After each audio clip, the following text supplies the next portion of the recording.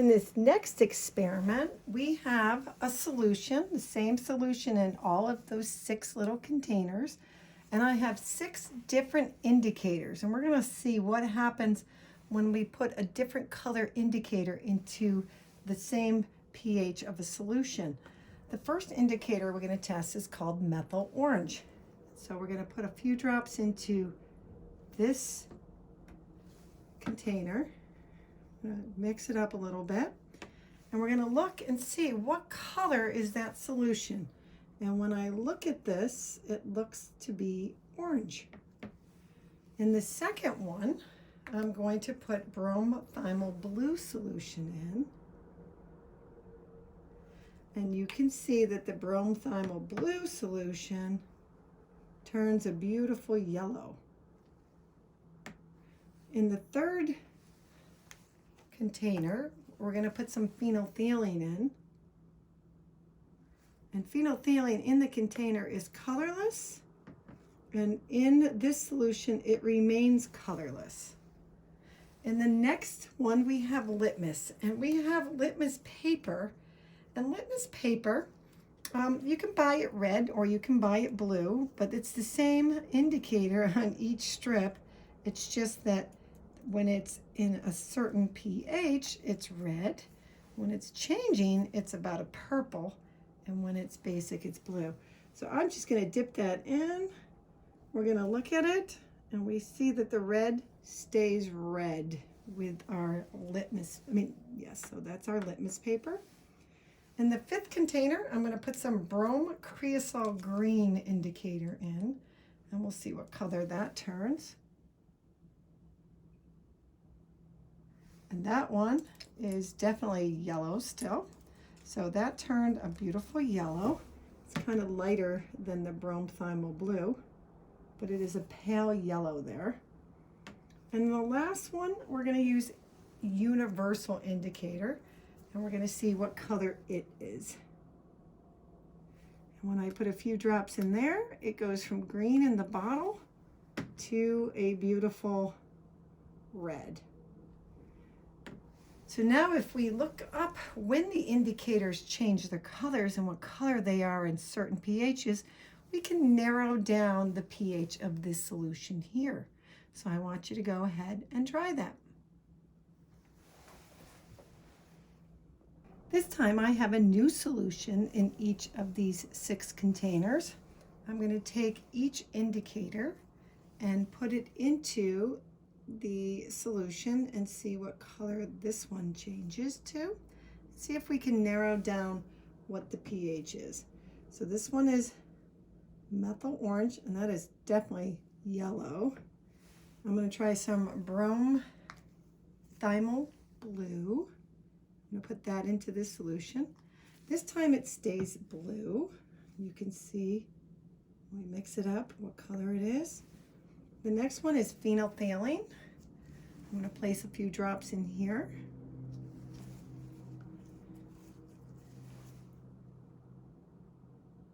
Ooh, and now it immediately turns this beautiful, I don't know what color you would say there, red, pink, or fuchsia, something like that. Depends on your taste.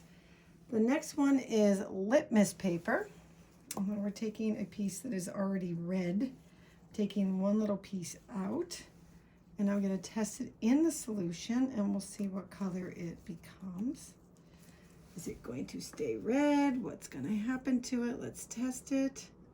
Ooh, and you can see clearly that that is blue now. So that is a piece of litmus paper that has now turned blue. Let's try our brome creosol green, and we'll see what color that goes. And that one stays blue this time. So a brome creosol green. We're going to use brome creosol green for something else in just a little bit. Now I'm going to test my universal indicator. We'll see what color that is in this solution. And you can see that it is a beautiful violet.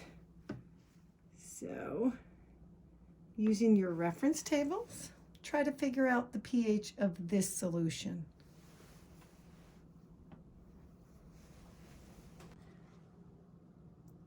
this time I know the pH of the solution. I tested it with a pH meter, and the pH is 5.2.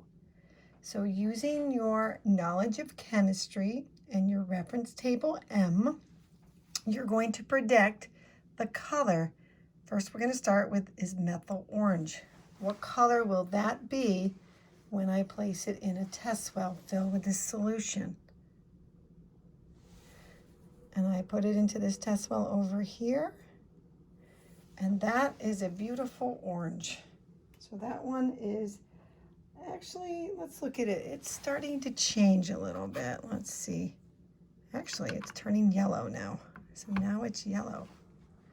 So we just have to give it a minute to change color. The next one is bromothiamyl blue. Again, the pH of this solution is 5.2. Predict the color it will be. We'll place some into this test well. And I hope you predicted it because it is yellow. The next one is phenolphthalein. Same solution, it's in a different test well. What color will this solution be with phenolphthalein? And it stays colorless.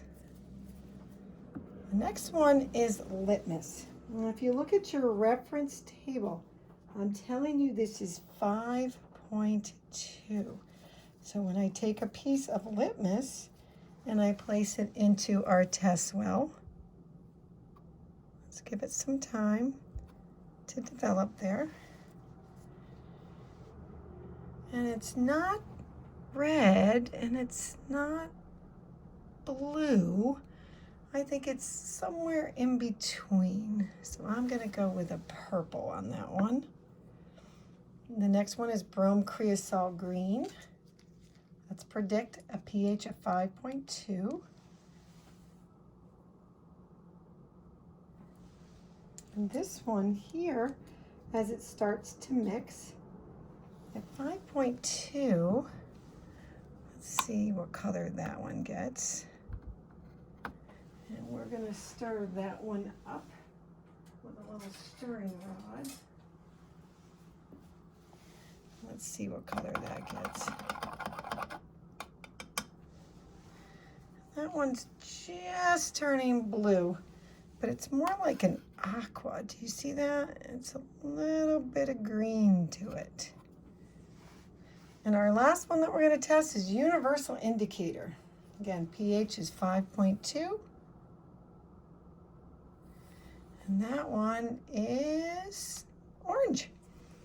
So let's look at those again. We've got 5 different indicators and litmus paper. I hope you